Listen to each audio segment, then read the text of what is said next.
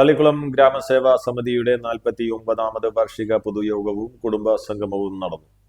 Thalikkulam blooming bud സ്കൂളിൽ നടന്ന യോഗം മുൻ വിദ്യാഭ്യാസ മന്ത്രി മണലൂർ MLA-യുമായ പ്രൊഫസർ C. രവീന്ദ്രനാഥ് ഉദ്ഘാടനം ചെയ്തു. പ്രകൃതി കാണുന്നത് അങ്ങനെയാണ്. നമ്മളാണ് അങ്ങനെയല്ല. ഈ ജാതി മതം മതക്കുറങ്ങ. രണ്ടാമത് വാരാംശം ചോദിക്കുന്ന കാര്യമാണ്, നോക്കൂ, ദാഹിക്കുമ്പോൾ എന്താ വേണ്ടേ? നേന്ത്രപ്പഴം.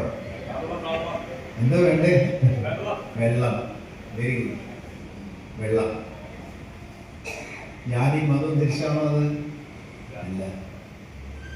എല്ലാവർക്കും ദാഹിക്കുമ്പോൾ വെള്ളം വേണം. ഇതാണ് എല്ലാം ഒന്നാണെന്ന് പറഞ്ഞത്. ഒരു ചോദ്യം കൂടി കുമാരാശൻ ചോദിക്കുന്നു, അങ്ങനെ ദാഹിക്കുമ്പോൾ വെള്ളം വേണമെങ്കിൽ ആര് വെള്ളം തന്നാലാ ദാഹം മാറുക?